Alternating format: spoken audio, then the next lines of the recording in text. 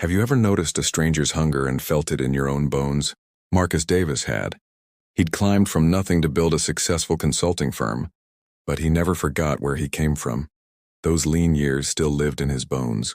That was why, as he sat with his 7-year-old daughter Lily at Riverside Bistro, he noticed them immediately. A young woman in a faded blue dress and a small girl with tangled blonde curls, standing at the hostess stand. The woman studied the menu with an expression he recognized all too well. Someone calculating every dollar, weighing survival against dignity. Then the little girl's eyes found Lily's plate, loaded with golden chicken tenders and fries. Her small hands gripped the table's edge, and the hunger in that gaze was so raw it made Marcus's chest tighten. "Daddy, why is that little girl looking at my food?" Lily whispered. "Maybe she's just curious, sweetheart." But he knew better. What if one small act of kindness could change everything? He had worn that same expression once, standing outside a bakery with baby Lily, counting coins that would not be enough. Across the restaurant, the woman named Sarah spoke to the waiter in a soft voice, pointing to the cheapest item on the menu. When he returned, Sarah opened her purse, hands shaking as she counted bills and change. The waiter leaned down. Sarah's shoulders hunched. She stood abruptly, took Emma's hand, and began walking toward the door. But Emma turned back once, her eyes finding Lily's plate again. Something inside Marcus broke open. "Stay here, honey." He moved quickly through the restaurant, reaching the entrance just as Sarah pushed open the door. "Excuse me." "Wait, please." Sarah froze. When she looked back, her eyes were guarded, cold, the eyes of someone who had learned to expect the worst from strangers. "I thought maybe you and your daughter might like to join us for lunch." "We have plenty." "No. Sharp and final." "We're fine." "I didn't mean to offend." "I said no, we don't need your charity." Something like pain flashed in Sarah's eyes. Then she turned away, pulling Emma with her, and walked out. Marcus stood there feeling helpless. He returned to Lily, who waited with worried eyes. "Is the little girl okay, Daddy?" "I hope so, sweetheart."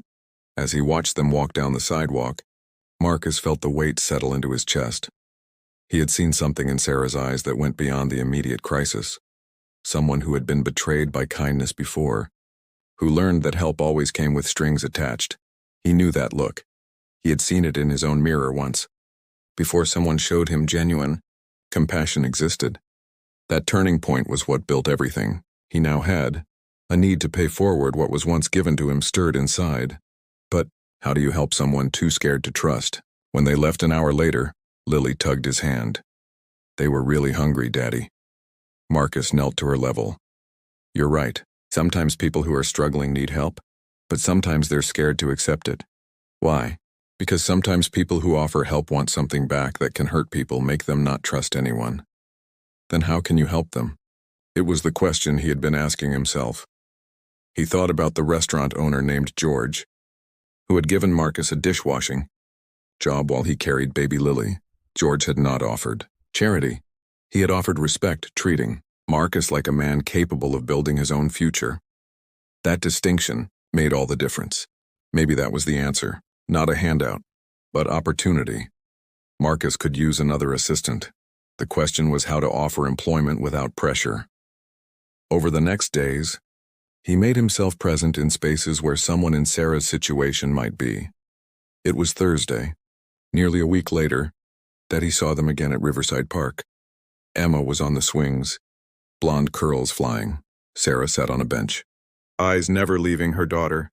When Emma ran to her mother, breathless and smiling, Sarah's face transformed into pure love. Marcus sat on a distant bench, giving space. Sarah noticed him immediately, her back stiffening. He did not look up, simply sat there, giving her time to decide if he was a threat. Over 2 weeks, it happened again and again. Sometimes they were there, sometimes not. When they were, Marcus kept distance. Slowly, the space between benches closed.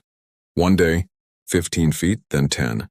Then, on a warm October afternoon, she sat on the other end of his bench. Neither spoke. Emma played, Marcus read, Sarah sketched. They sat for half an hour in companionable silence. Emma finally broke it. "Mama, is that the man from the restaurant?" "Yes, but we don't bother people." "I'm not bothering." Emma turned to Marcus. "Do you come here a lot?" I do. My daughter goes to school across the street. Your daughter with the chicken tenders? I'm Emma. Her name is Lily. She loves swings too. My mama pushes me high, but not too high because she worries. That's what good mamas do. They worry because they love you. Emma, come here, Sarah said firmly. She put an arm around her daughter, both loving and protective. She looked at Marcus directly for the first time. I appreciate that you've been respectful. Not pushing, but I need you to understand something. I can't accept help from people. I've made that mistake before and it cost me everything. Marcus set his book down, giving her full attention. He did not speak, just waited. Sarah looked at Emma, smoothing her daughter's curls with tenderness that made Marcus's chest ache. Then she began to speak, her voice low and careful. 2 years ago, Emma's father left. Just walked out one morning and never came back. No explanation, no goodbye, nothing. She said it matter-of-factly, but Marcus could hear the old wound beneath the words. I had been staying home with Emma, so I had no recent work experience, no references. I applied everywhere, but nobody wanted to hire someone who had been out of the workforce that long. We were going to lose our apartment. I was desperate. She paused, her hand stilling on Emma's hair. Emma leaned against her mother's side, quiet and attentive in that way children become when they sense the gravity of adult conversations. Then I met a man, Richard. Sarah's mouth twisted around the name as if it tasted bitter. He owned several businesses, seemed successful and kind. He offered me a job, good pay, flexible hours so I could be with Emma. It seemed like a miracle, like maybe someone up there was finally looking out for us. She laughed, but there was no humor in it. He was looking out for us all right, just not in the way I thought. At first everything was fine. The job was real. The paychecks cleared. But then he started asking for things. Small things at first. Work late one evening. Have dinner with a client. Wear this dress instead of that one. Every request came with a reminder of how much he had done for me. How grateful I should be. Her voice had gone flat now. Emotionless. The way people speak when the pain is too large to feel all at once. When I started saying no, he changed. The kindness disappeared. He said I owed him. Said he had taken a risk hiring someone like me. And if I wanted to keep my job, I needed to show my appreciation. Emma's small hand found her mother's, and Sarah gripped it tightly, drawing strength from that connection. I quit, walked out that same day. But Richard was not the kind of man who accepted being told no.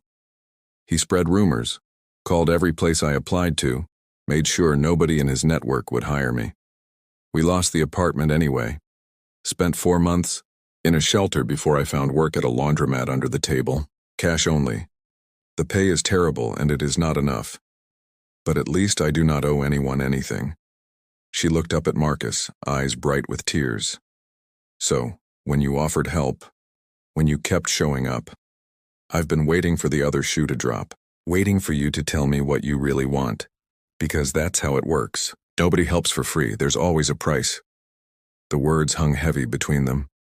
Marcus felt the full weight of what Sarah had revealed, the courage it took to be this vulnerable. I'm sorry that happened to you. I understand why you wouldn't want to take that risk again. He paused.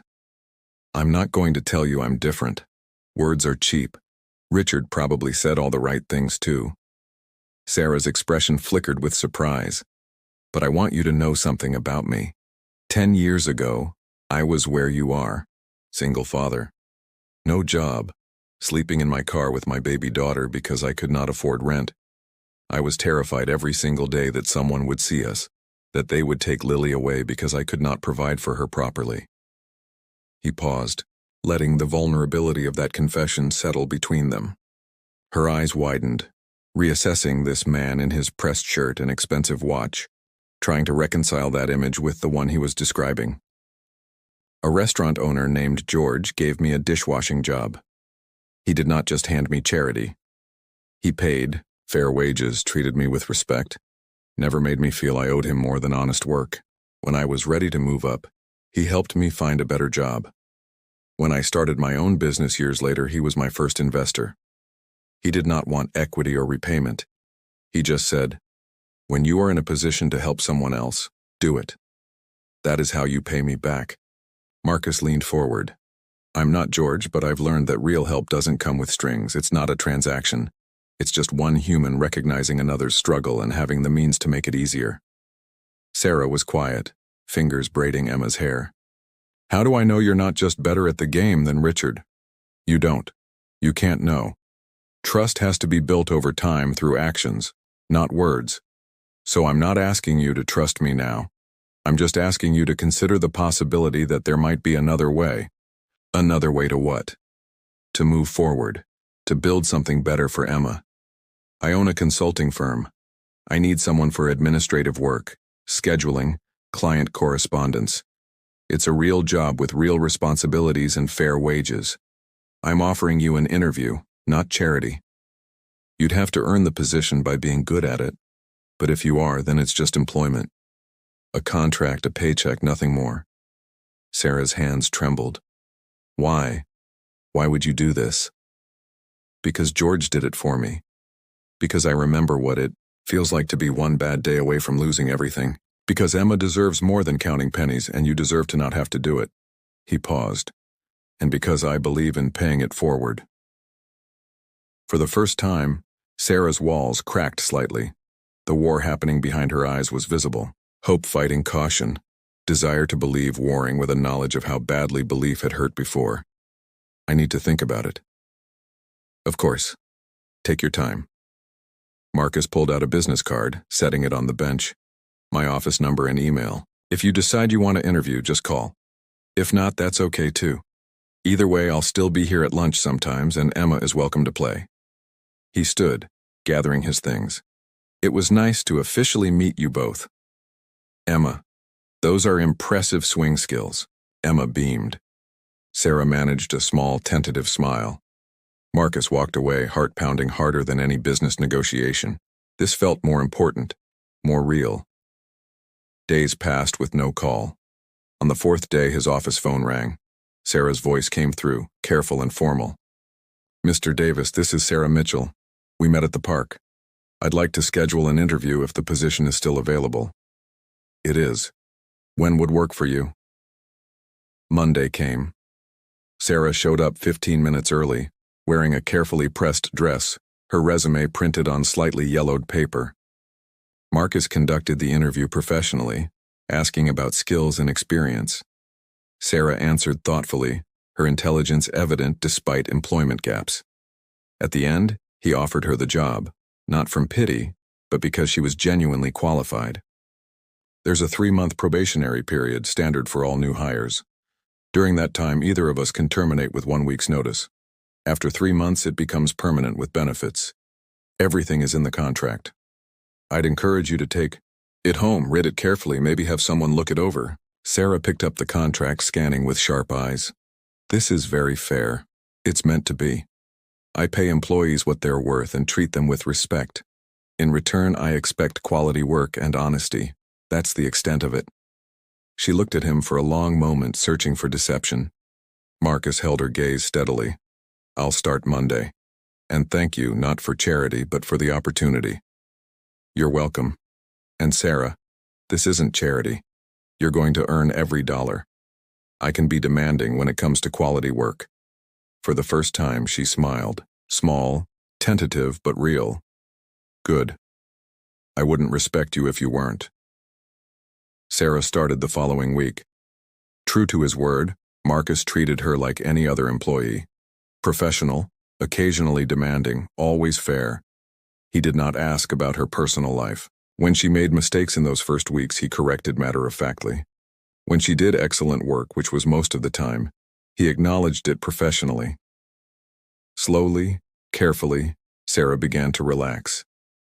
She arrived on time every day, stayed, late when needed, brought quiet competence to everything. Marcus noticed the small changes.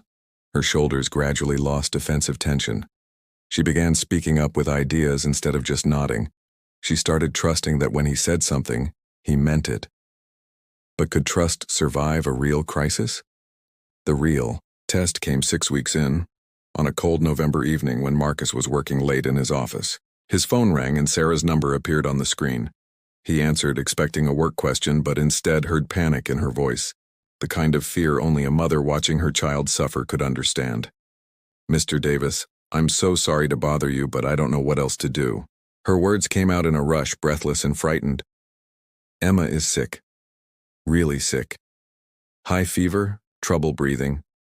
I need to take her to the emergency room, but I don't have anyone to watch her tomorrow for work. And I know I just started and shouldn't ask for time off, but Sarah." Marcus interrupted gently. "Stop. Take Emma to the emergency room right now. Don't worry about work. Don't worry about anything except getting her the care she needs." "But the probation period, the contract says." "I don't care what the contract says. Your daughter is sick. Family comes first always. We will figure out the work part later. Just go." There was silence on the other end of the line, and for a moment, Marcus thought she had hung up. Then he heard her breath hitch, the sound of tears being swallowed down, relief and gratitude and fear all tangled together in that single shaky breath. "Okay. Thank you, Sarah. Which hospital?" "County General. It's the closest one." "I'll be there as soon as I can." "No, you don't need. I'm coming." "Not as your boss, just as someone who cares. You shouldn't have to do this alone," he hung up before she could protest further. The drive to County General took 20 minutes in evening traffic. 20 minutes where Marcus's mind was filled with memories of his own nights in emergency rooms with baby Lily, the terror of watching your child struggle to breathe, the helplessness of knowing you cannot fix this yourself. The little girl's face was flushed with fever. Her breathing labored. Sarah was stroking her hair, murmuring reassurances, but her own face was pale with fear. Marcus approached slowly. "How is she?" Sarah looked up, surprise replaced by something like relief. "They think pneumonia. They want to admit her, run tests, start antibiotics." Her voice cracked. "I don't have insurance. I don't know how I'm going to pay for this." Marcus sat beside her. "Let me worry about that." "No, I can't let you do that. That's exactly what I can't do." "Sarah, look at me." He waited until her frightened eyes met his. "This is not a favor. This is not going to put you in my debt. I'm going to pay the hospital bill directly, and you're never going to owe me anything for it. Not gratitude, not loyalty, nothing. Do you understand?" "Why would you do that?" Tears streamed down her face now. "Why would anyone do that?" "Because Emma is a little girl who needs medical care, and her mother is working hard to build a better life. Because I can afford it and you can't.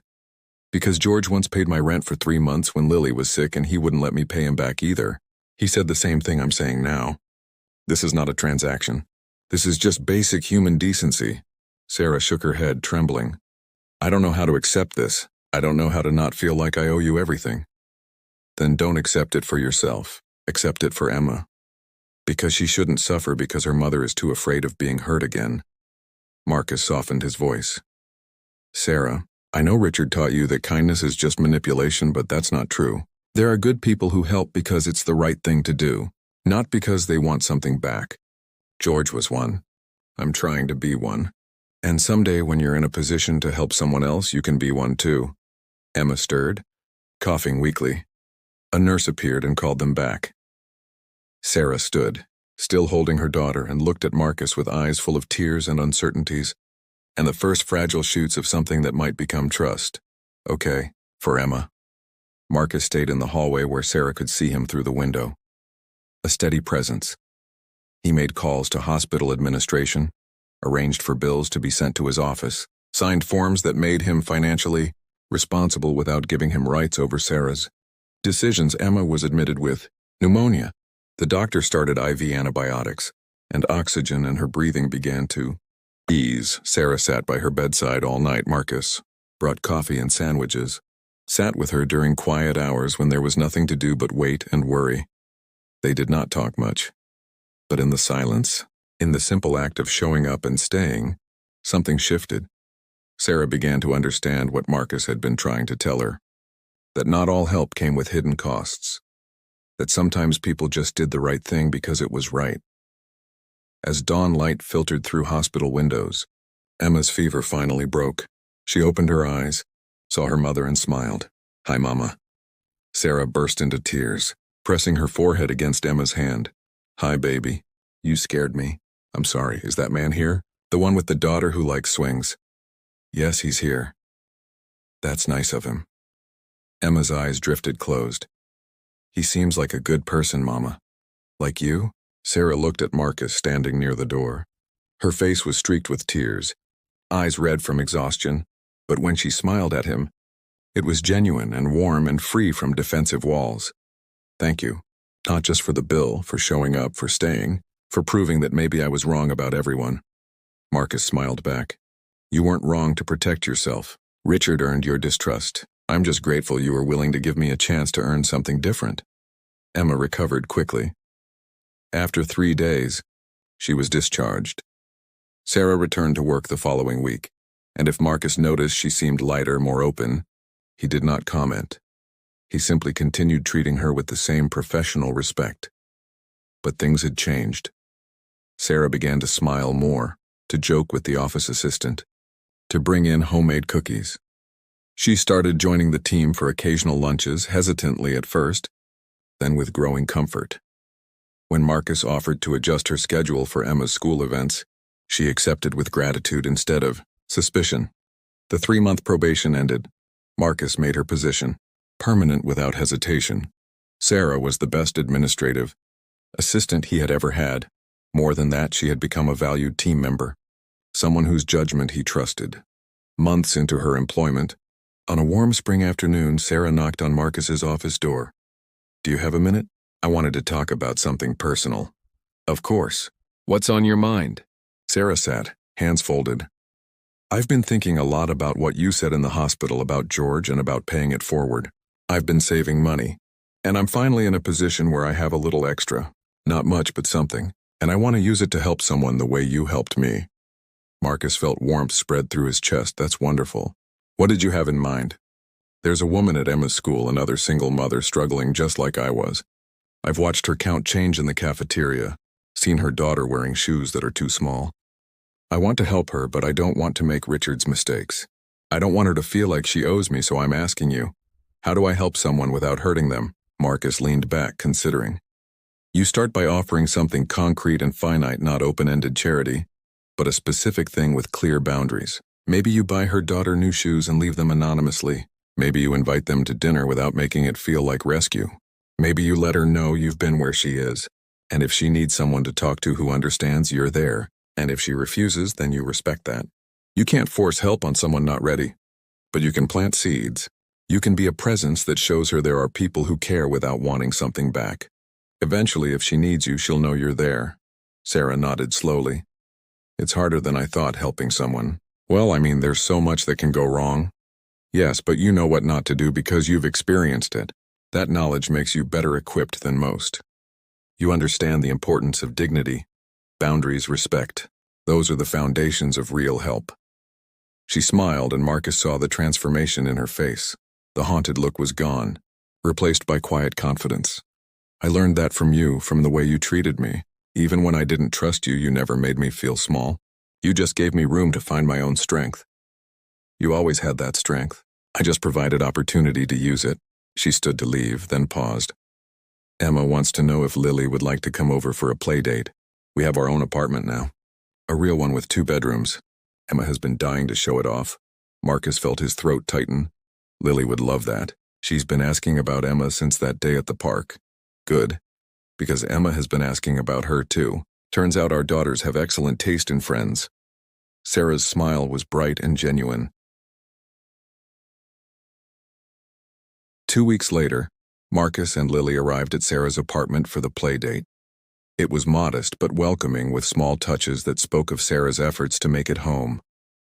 Fresh flowers on the table, crayon drawings on the refrigerator, matching curtains and throw pillows. It's not much, Sarah said, but it's ours. Actually ours. I signed a real lease, passed the credit check. Everything legal. It's wonderful, Sarah. You should be proud. I am. She set down her coffee. I've been wanting to talk to you about the hospital bill. Marcus started to protest, but she held up a hand. Please let me finish. I know you said I don't owe you anything, and I understand you meant it.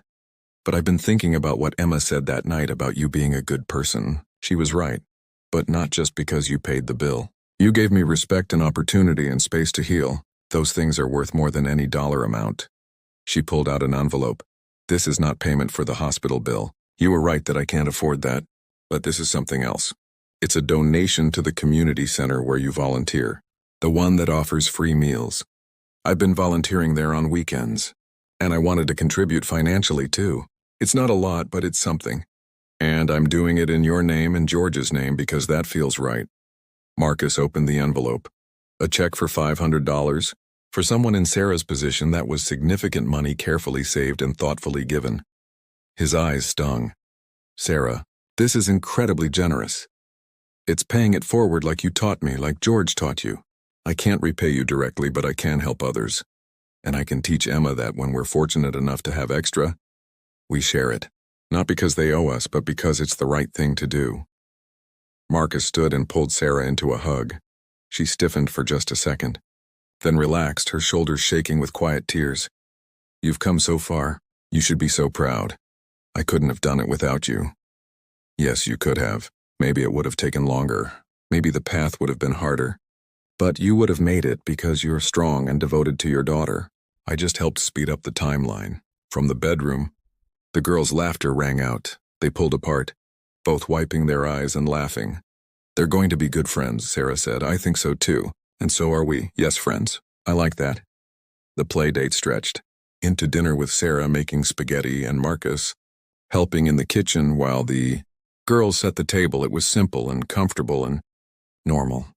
The kind of everyday moment Sarah had, feared she would never have again. As they sat around the table, Emma and Lily chattering about school and toys, Marcus caught Sarah's eye. She mouthed, "Thank you." He shook his head and mouthed back, "Thank yourself," because that was the truth. Marcus had opened a door, but Sarah had walked through, and she had chosen to trust again despite every reason not to. She had worked hard and accepted help with grace and turned her pain into wisdom. She had not just survived, she had used her struggles to become someone stronger, someone compassionate, someone who understood the delicate balance between helping and hurting. As evening wound down and they prepared to leave, Emma ran up and hugged Lily goodbye. Then, shyly, she approached Marcus. "Mr. Davis, can I ask you something?" "Of course, Emma. My mama smiles a lot now. She didn't used to. Did you do something to make her happy?" Marcus knelt to Emma's level. "Your mama made herself happy by being brave and strong, but I'm glad I got to be a small part of her journey." Emma considered this seriously, then nodded. "I think you're a good friend to my mama and to me. I think you're a good friend too, Emma. To Lily and to me." She beamed, then ran back to her mother. Sarah stood in the doorway, arm around Emma, watching them walk to the car. The evening air was warm and sweet, carrying the scent of spring flowers and new beginnings. As Marcus drove home, Lily chattered about her new friend, but Marcus's mind was on Sarah, on the journey they had both taken from that first encounter to this moment of genuine friendship. He thought about how close it had all come to never happening. If Sarah had not gone to the park that day, if he had pushed too hard or not been patient enough, if Emma had not gotten sick at exactly the moment when Sarah needed proof of his sincerity, but it had happened, and in happening it had changed them both. Sarah had learned to trust again, to accept that kindness existed without cost. Marcus had learned the profound responsibility of offering help, the careful balance required to support without controlling, to give without creating obligation. And both had learned what George understood all along, that the greatest gift one person can give another is recognition of their inherent dignity and worth. The legacy continued. Sarah was already helping others, teaching Emma through example that strength comes not from never needing help, but from accepting it with grace and paying it forward. One day, Emma would help someone else, and Lily, watching her father, would do the same. The ripple effect of one man's kindness decades ago was still spreading, touching lives, changing stories, proving that even in a world that could be cruel, there were people who chose compassion. Marcus pulled into his driveway and helped Lily out. As he tucked her into bed that night, she looked up with sleepy eyes. "Daddy, I'm glad you helped Emma and her mama." "Me too, sweetheart. George would be proud of you." Marcus felt his throat tighten. "I hope so, Lily. I know so because you did what he taught you. You helped them find their own strength. That's the best kind of help." She drifted off, her words echoing in his heart. Later, sitting in his office, he pulled out a photo from his desk drawer. It showed a younger version of himself, gaunt and exhausted, standing next to George outside the restaurant. George's hand was on his shoulder, his smile warm and proud. "I did it, George," Marcus whispered. "I found someone who needed a door opened, and I tried to do it the way you taught me, with respect and patience and no strings attached. Sarah is going to be okay now, more than okay, and maybe someday she'll open a door for someone else and they'll open another, and your kindness will keep spreading long after either of us are gone." The photo did not answer, but Marcus felt peace settle over him. The feeling of having honored a debt not through repayment, but through imitation. George had given him more than a job or money. He had given him a model for how to be human, in the best sense, how to see suffering and respond with compassion instead of judgment, how to help without diminishing, how to give without expecting return. That was the real inheritance, and it was worth more than any fortune. Marcus turned off the light and went to check on Lily. She slept peacefully, her face relaxed and content. This beautiful daughter who he had once feared he could not provide for, who he had held in the darkness of a car and promised to give a better life. He had kept that promise, but not alone. George had helped, and now Marcus had helped Sarah, and Sarah would help someone else. That was how it worked. That was how broken people became whole, how struggles became strengths, how one small act of kindness could change the trajectory of a life, not through grand gestures or heroic rescues, but through simple, consistent, respectful humanity, through seeing someone in their darkness and sitting with them until they found their own light. The moon shone through Lily's window. Marcus thought about Emma, probably asleep now in the apartment. Sarah had worked so hard to secure 2 little girls who might never have become friends, so families who might never have connected, all because of a moment of attention when he noticed a small girl staring at a plate of chicken tenders. It had been such a small thing, that moment of noticing. But from small moments, great things could grow. That was the magic of compassion. It multiplied. It compounded. It created more of itself wherever it went. He kissed Lily's forehead and walked to his room, ready for sleep, grateful for the day, hopeful for all days to come. Tomorrow, he would go to work, and Sarah would be there with her quiet competence and growing confidence. They would work on projects together, solve problems together, build something valuable together as colleagues, as friends, as 2 people who had both known darkness and chosen to create light. And somewhere in the world, George's legacy lived on in Marcus' kindness, in Sarah's healing, in Emma and Lily's friendship, in every person they would each touch in. Turn at one man's decision to help a struggling father had created a chain reaction of compassion that would echo through generations.